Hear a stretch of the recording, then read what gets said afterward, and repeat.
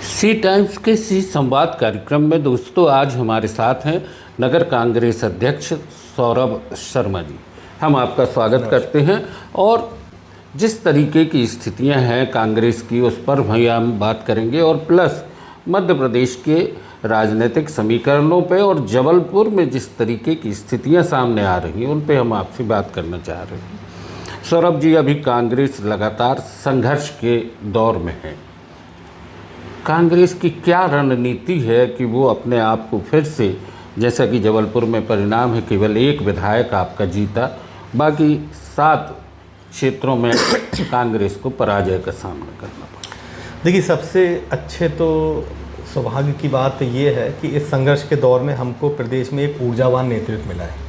हमारे मध्य प्रदेश कांग्रेस कमेटी के अध्यक्ष आदरणीय जीतू पटवारी जी, विधानसभा में जो विपक्ष की आवाज़ बुलंद कर रहे हैं माननीय उमंग सिंगार जी, ये दोनों नेता ऐसे हैं जो संघर्ष से पार पाने की जिनके अंदर क्षमता है, मुद्दों को समझते हैं, चीज़ों को समझते हैं, संवेदनशील है, संगठन चलाने की उनके अंदर क्षमता है। आदरणीय जीतू पटवारी जी, आपने देखा होगा कि यूथ कांग्रेस के प्रदेश अध्यक्ष रहे और उनके दौर में यूथ कांग्रेस बहुत अच्छी चली है।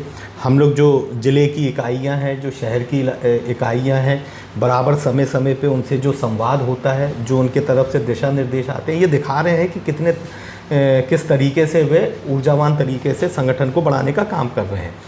हर 2-4 दिन में कोई ना कोई उनका परिपत्र आता है, कोई दिशा निर्देश आते हैं, हम लोगों को बुलाया जाता है। पहले अमूमन ये होता था कि कांग्रेस में थोड़ी सी शिथिलता आती थी जब चुनाव और अगले चुनाव के बीच में अंतर होता था, लेकिन अभी पूरा जो काम चल रहा है वो संगठन का काम चल रहा है। आप देखेंगे कि साल 1.5 साल के अंदर समूचे मध्य प्रदेश में एक बहुत अच्छी कांग्रेस पुनः खड़ी होती दिखेगी, आम जन की लड़ाई लड़ती दिखेगी, कार्यकर्ता के अंदर पुनः वैसे ही उत्साह दिखेगा जैसा 2018 के पहले था जब हमने सरकार में आए थे।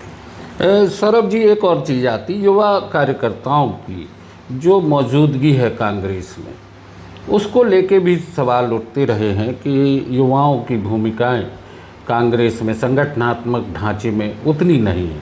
अभी क्या उस पर कोई काम हो रहा है? युवाओं को जोड़ने के लिए कुछ प्रयास हो रहे हैं? देखिए, बिल्कुल निश्चित तौर पे प्रयास हो रहे हैं। उसी का एक उदाहरण है कि प्रदेश के अध्यक्ष जो हमारे वो युवा हैं। आप मेरे को देख सकते हैं, शहर का अध्यक्ष युवा बनाया गया। तो ख़ास तौर पे हमारी ये सोच है कि बुज़ुर्गों का मार्गदर्शन रहे, बुज़ुर्गों का अनुभव रहे और नौजवानों की ऊर्जा रहे। ये दोनों चीज़ों को साथ में क्लब करते हुए कांग्रेस का एक संगठन हमको समूचे मध्य प्रदेश में बनाना है।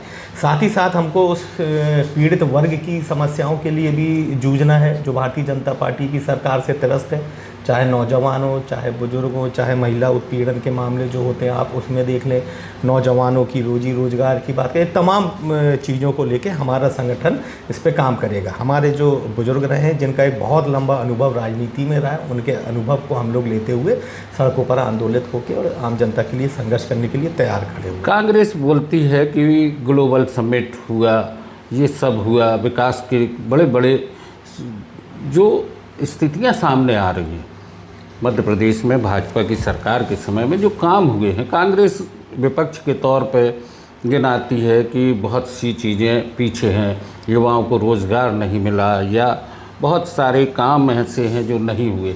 लेकिन धरातल पर जो देखने में आ रहा है, ग्लोबल समिट में आप देखें करोड़ों के निवेश हो रहे हैं, फ्लाईओवर, जबलपुर की स्थिति पे आओ तो फ्लाईओवर हैं और बेहतरीन सड़कें दिखाई देती हैं।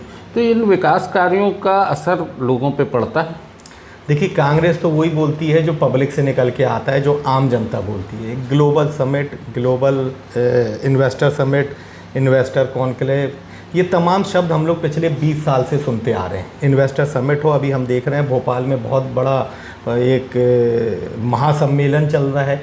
ये देखिएगा कि ये धरातल पे कितना क्रियान्वित होता है। इस 20 साल में आपने जबलपुर में कितनी इन्वेस्टर समिट देख ली, कितनी इन्वेस्टर मीट देख ली, उसके बाद धरातल में आपने स्थिति देखी कि उसके बाद कितनी उद्योग लगे, कितना जो जबलपुर का नौजवान है उसको यहाँ पर नौकरियाँ मिल गई। हरगढ़ के लिए MOU साइन हुए थे, कई हज़ारों करोड़ के MOU साइन हुए थे, एक भी फैक्ट्री वहाँ पर लगी। जो हमारी पहले का जो औद्योगिक क्षेत्र था रिछाई, आप वहाँ जाके देख लीजिए उद्योगों की क्या स्थिति है। तो साफ तौर पर भारतीय जनता पार्टी कर्जा ले लेके प्रचार व्यवस्था को मजबूत करते हुए इस प्रदेश की जनता को मूर्ख बनाने का काम कर रही। अगर वाकई में इस मध्य प्रदेश में उद्योग लग रहे होते, जबलपुर में उद्योग लग रहे होते, तो जबलपुर का नौजवान मध्य प्रदेश को, जबलपुर को छोड़ के यहाँ से क्यों पलायन कर रहा होता। हम देख रहे हैं आजकल प्रेस मीडिया में, जो प्रिंट मीडिया, 4-4 पेज के विज्ञापन आ रहे हैं।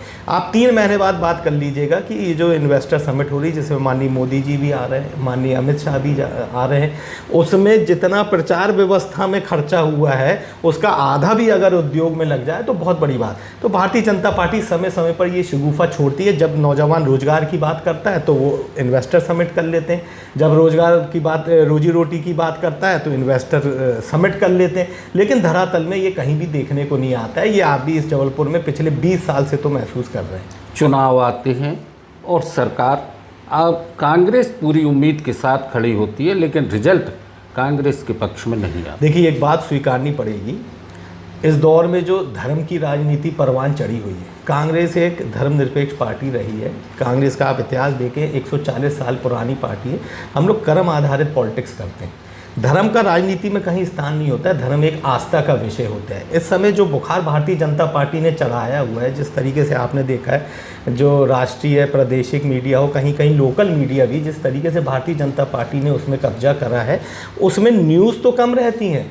इस तरीके के प्रोपोगंडे जो उनको राजनीतिक फ़ायदा पहुंचाएं वो उसमें दिखाए जाते हैं। और स्वाभाविक है, हिंदुस्तान का जो आदमी बड़ा भावनात्मक है। हम सब भावनात्मक हैं, हम सब अपने धर्म को मानते हैं। लेकिन राजनीति में धर्म का जो प्रवेश हुआ है, उसी से हमारी जो सोसाइटी है वो कमज़ोर हो रही है। कांग्रेस पार्टी हमेशा से, भले ही कमज़ोर रही हो चाहे मजबूत रही हो, हमने सर्वहारा वर्ग के लिए काम करा है। हम लोग आदमी की रोजी रोटी, रोजगार, उनकी मूलभूत सुविधाएँ, उनके मौलिक अधिकारों के लिए काम करते आ रहे हैं।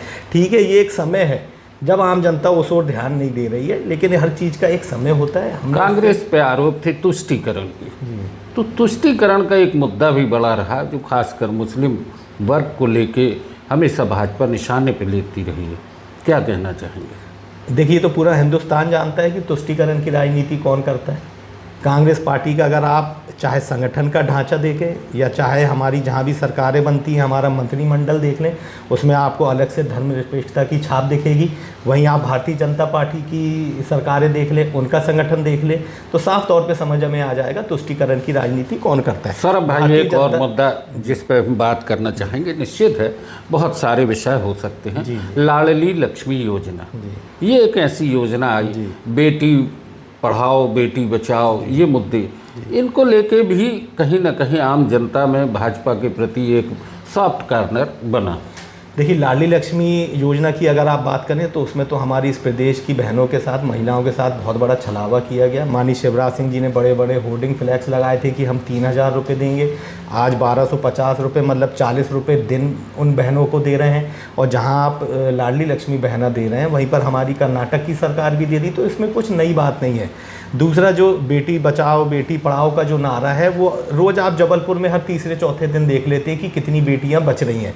जहां आप बेटी को पढ़ने के लिए भेज रहे हैं, वहीं पर बेटी के साथ दुराचार हो जा रहा है बेलखेड़ा में, और दुराचार हो जा रहा है। उस 7 दिन के अंदर पुलिस का एक सिपाही भी उसके घर नहीं जाता है। जबलपुर का पूरा प्रशासन, स्थानीय विधायक, प्रदेश की सरकार 1 हफ्ते से उस मामले को दबाने में लगी हुई है। आज हम लोग वहाँ दौरे पे गए थे, वो बच्ची वहाँ पर नहीं है, उसके परिजन वहाँ नहीं है। बोला गया थाने बयान देने गए, थाने गए तो थाने वाले बोले कि यहाँ कोई आया ही नहीं है। वो बच्ची कहाँ है, वो परिजन कहाँ है, क्या MLC रिपोर्ट आई, कहाँ से बच्ची पढ़ेगी? बच्ची जहाँ पढ़ने जा रही है वहाँ उसके साथ दुराचार हो रहा है। आप झूठे नारे कुछ भी देते रहिए, ये वैसे ही झूठा नारा है जैसा इन्वेस्टर समिट हो रही है, उद्योग लग रहे हैं। 1 लाख करोड़ अडानी जी ने दे दिया है, 1.25 लाख करोड़ रुपए अंबानी जी ने दे दिया है, 2.5 करोड़ नौकरियाँ होंगी। ये जो आंकड़े दिखते हैं, इस प्रदेश का जो समझदार आदमी उसको देख के हंसता है।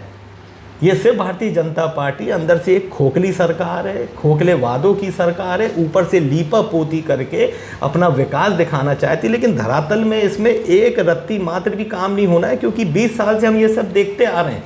अभी 8 महीने पहले बरसात के दौर पे आपका ये जो नया ऑडिटोरियम खुला है नेताजी सुभाष चंद्र बोस, वहाँ इन्वेस्टर समिट हुई थी। अभी आप देख लीजिए 8 महीने में उसमें क्या काम हुआ है।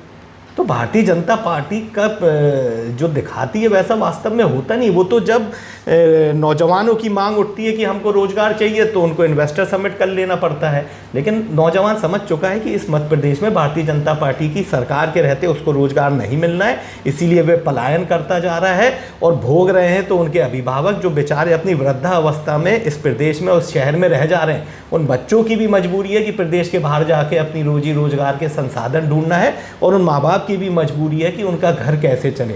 तो भारतीय जनता पार्टी ने ऐसे कोई अवसर इस प्रदेश में लगभग 20 साल से नहीं दिए और समाप्त कर दिए। इतनी सारी खामियां हैं तो कांग्रेस सड़क पर आंदोलनात्मक तरीके से क्यों नहीं खड़ी होती? देखिए, कांग्रेस के समय समय पर आंदोलन होते रहते हैं। जैसे हमने बताया कि ये जो हमारा वर्ष है संगठन संघर्ष वर्ष के तौर पे बना रहे हैं। 6-8 महीने में आप देखिएगा जनता से जुड़े हर उस मुद्दे पे संघर्ष होगा, जनता से जुड़े हर उस मुद्दे को उठाया जाएगा, जनता से जुड़े हुए हर उस मुद्दे पर सरकार को घेरा जाएगा कि ये आप इस प्रदेश की जनता के साथ बेईमानी कर रहे हैं। विपक्ष के तौर पे कांग्रेस पार्टी आपको बाध्य करेगी कि आप जनता से जुड़े इन मुद्दों पर काम करें। निस्संदेह जनता से जुड़े मुद्दों पर सरकार से सवाल होना चाहिए और आंख से आंख मिलाकर बात भी होना चाहिए। विपक्ष की जो भूमिका है अगर वो कारगर तरीके से पहुंचती है तो निश्चित है कि आम जनता को उसका लाभ मिलेगा। सी संवाद सी टाइम्स कार्यक्रम में सौरभ शर्मा जी आपने जो चर्चा की इसके लिए बहुत बहुत धन्यवाद।